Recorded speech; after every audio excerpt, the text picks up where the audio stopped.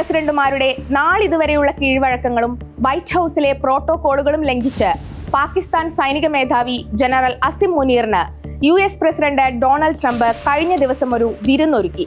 White ഹൌസിൽ ട്രംപിനൊപ്പം ഇരുന്ന് പാകിസ്ഥാൻ സൈനിക മേധാവി ഭക്ഷണം കഴിച്ചു, ചർച്ച നടത്തി.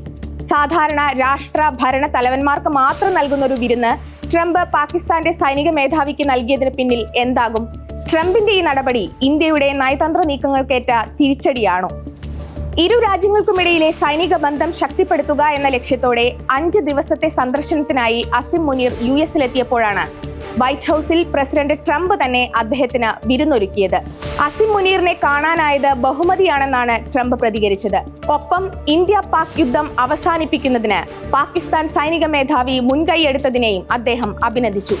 രാഷ്ട്ര ഭരണ തലവന്മാർക്കപ്പുറമുള്ള വ്യക്തിത്വങ്ങൾ വൈറ്റ് ഹൌസിലെത്തിയാൽ വൈസ് പ്രസിഡന്റിനെ കാണുന്നതാണ് പതിവ്.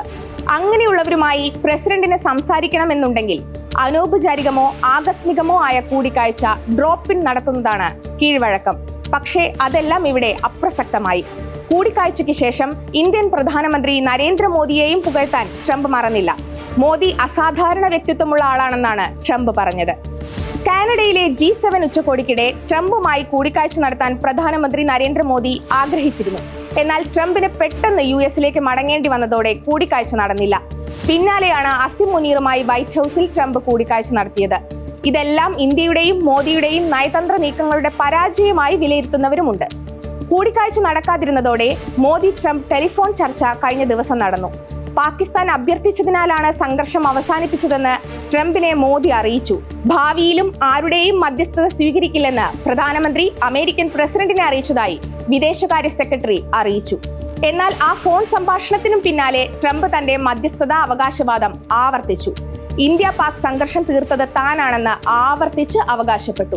ഇതോടെയാണ് ഇന്ത്യൻ നിലപാട് മോദി ട്രംപിനെ കൃത്യമായി അറിയിച്ചെന്ന കേന്ദ്ര സർക്കാർ വാദം പ്രതിപക്ഷം ഉൾപ്പെടെ ചോദ്യം ചെയ്യുന്നത്. G7 ഉച്ചകോടിക്ക് ശേഷം വാഷിംഗ്ടൺ സന്ദർശിക്കാൻ ടെലിഫോൺ സംഭാഷണത്തിൽ ട്രംപ് മോദിയെ ക്ഷണിച്ചിരുന്നു. മറ്റ് പരിപാടികൾ ഉള്ളതിനാൽ അത് തൽക്കാലം നിരസിക്കേണ്ടി വന്നു. ട്രംപിന്റെ ക്ഷണം മോദി സ്വീകരിച്ചിരുന്നെങ്കിൽ അപ്രതീക്ഷിതമായെങ്കിലും വൈറ്റ് ഹൌസിൽ ഒരു മോദി അസിം മുനീർ കൂടിക്കാഴ്ച സംഭവിച്ചേനെ. അത് രാജ്യത്തിന് വലിയ തിരിച്ചടിയും നാണക്കേടുമാകുമായിരുന്നു എന്നതിൽ സംശയമില്ല. ചൈനയോടടുത്തതോടെ തകർന്ന അമേരിക്കയുമായുള്ള സുഹൃത്ത് ബന്ധം തിരികെ പിടിക്കാനുള്ള നീക്കമാണ് ഇപ്പോൾ പാകിസ്ഥാൻ നടത്തുന്നത് എന്നാണ് സൂചന.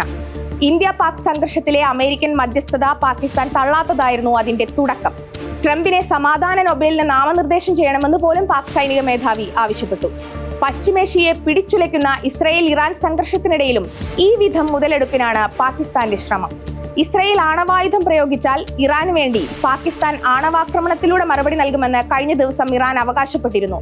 പക്ഷേ ഇറാന്റെ അവകാശവാദം പാകിസ്ഥാൻ പാടെ തള്ളി. രാജ്യത്തിന്റെ ശത്രുക്കൾക്ക് നേരെ മാത്രമേ നീക്കങ്ങൾ നടത്തൂ എന്നായിരുന്നു പാകിസ്ഥാന്റെ മറുപടി. ഇതും ട്രംപ് അസിം മുനീർ ബന്ധം ശക്തമാകാൻ സഹായകമായി എന്നാണ് വിലയിരുത്തപ്പെടുന്നത്.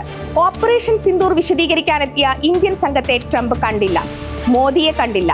ഇന്ത്യക്കും പാകിസ്ഥാനും ഇടയിൽ ഇടനിലക്കാരില്ലെന്ന് മോദി വിശദീകരിച്ചിട്ടും താനായിരുന്നു മധ്യസ്ഥനെന്ന് ആവർത്തിച്ചു.